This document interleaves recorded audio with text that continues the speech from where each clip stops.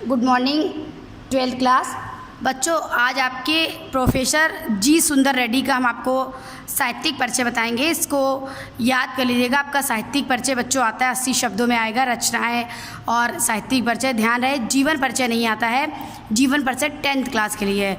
इन्होंने आपका भाषा और आधुनिकता पाठ लिखा है, आपके कोर्स में इनका भाषा और आधुनिकता है। तो बच्चों इनका साहित्यिक परिचय पढ़िएगा। देखिए, सबसे बड़ी बात कि इनके बारे में ध्यान रखिए कि दक्षिण भारतीय के हिंदी के विद्वान हैं।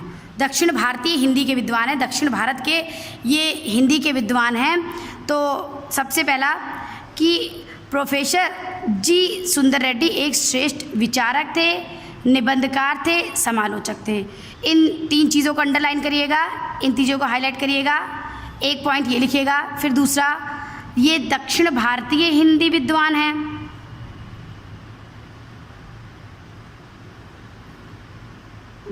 रेड्डी की हिंदी साहित्य सेवा, साधना और निष्ठा सराहनीय।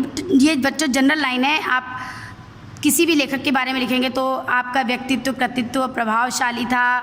भाई कोई अभी अगर लेखक है, विद्वान है, तो वाकई में उसका व्यक्तित्व कृतित्व तो प्रभावशाली रहेगा ही। सबसे पहले आप याद रखिएगा कि ये दक्षिण भारतीय हिंदी के विद्वान थे, ये श्रेष्ठ विचारक थे, समालोचक थे। इन्होंने हिंदी और तेलुगु साहित्य का तुलनात्मक अध्ययन किया है। ये तीसरा पॉइंट ध्यान रखिएगा इनका। पहला, दक्षिण भारतीय हिंदी के विद्वान, दक्षिण भारत की किसी भाषा के नहीं बल्कि हिंदी के विद्वान, श्रेष्ठ विचारक, समालोचक, निबंधकार।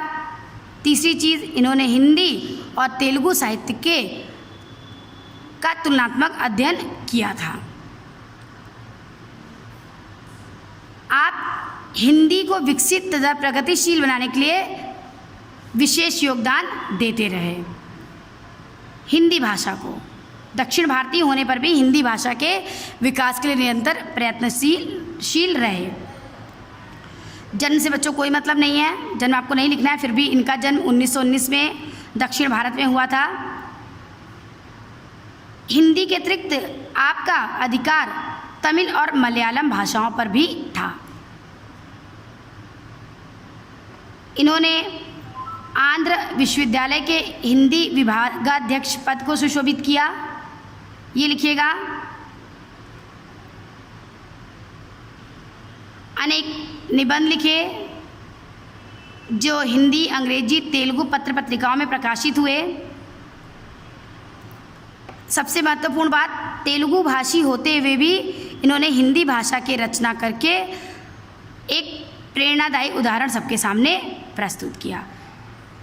तेलुगु भाषा बोलने वाले थे और इन्होंने हिंदी साहित्य की रचना की और लोगों के सामने एक प्रेरणा देने वाला उदाहरण प्रस्तुत किया कि हम अपने किसी भाषागत बंधन में बंधकर ना रहें, बल्कि सब भाषाएं हमारे लिए, हम सबका अध्ययन करें, एक समान रूप से करें।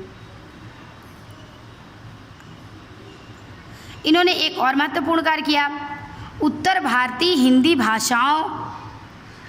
भाषियों को, जो हिंदी बोलने वाले थे, को तमिल, तेलुगु, कन्नड़, मलयालम के साहित्य से परिचित कराया। ये बच्चों लिखिएगा। देखिए, आप कुछ इम्पोर्टेंट बातें आपकी फिर से आई। पहला, आप जब अपनी कॉपी में लिखिएगा तो बहुत अच्छे से लिखिएगा, पॉइंट वाइज लिख लीजिएगा, जिससे आपको हमेशा वो याद रहेगा। प्रोफेसर जी सुंदर रेड्डी एक श्रेष्ठ विचारक, समालोचक और निबंधकार थे, नंबर 1। दूसरा, ये दक्षिणी भारतीय के हिंदी के विद्वान थे, नंबर 2। तीसरा, आपने हिंदी और तेलुगु साहित्य का तुलनात्मक अध्ययन किया। नंबर 3 आपका यह हो गया। ये आंध्र विश्वविद्यालय के हिंदी विभागाध्यक्ष के पद को सुशोभित करते रहे 32 वर्षों तक। इसको ध्यान रखिएगा।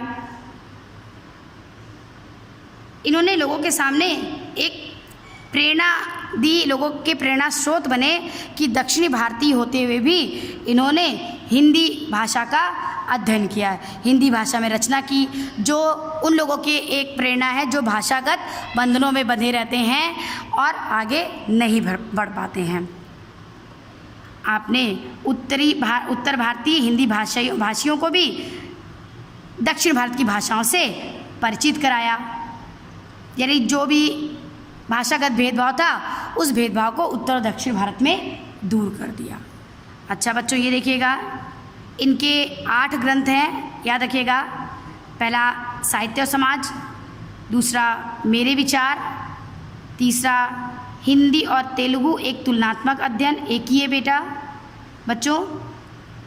दक्षिण की भाषा उनका साहित्य, चौथा वैचारिकी शोध और बोध, Velugu Darul language problem in India. बहुत इजी इनकी रचनाएं याद करने में भी हैं। एक तो साहित्य और समाज, फिर मेरे विचार, हिंदी और तेलुगु एक तुलनात्मक अध्ययन, दक्षिण की भाषाएं और उनका साहित्य, वैचारिकी शोध और बोध, वेलुगु दारुल ये तेलुगु में, और लैंग्वेज प्रॉब्लम इन इंडिया। इसको आप बच्चों याद कर लीजिएगा, रट लीजिएगा बहुत अच्छे से। साहित्यिक परिचय और रचनाएं आता है। हिंदी और तेलुगु तुलनात्मक अध्ययन नामक ग्रंथ में रेड्डी जी ने हिंदी और तेलुगु दोनों भाषाओं के साहित्य की प्रमुख विशेषताओं और साहित्यकारों का अध्ययन किया है। इनकी भाषा परिमार्जित थी और इनकी शैली विचारात्मक, समीक्षात्मक, सूत्रपरक थी। ये बच्चों इसको पढ़ लीजिएगा, याद कर लीजिएगा बहुत अच्छे से। इसकी प्रैक्टिस करिएगा, प्रैक्टिस कॉपी में लिख करके इंपॉर्टेंट पॉइंट्स। ठीक है बच्चों, बाय एंड टेक केयर।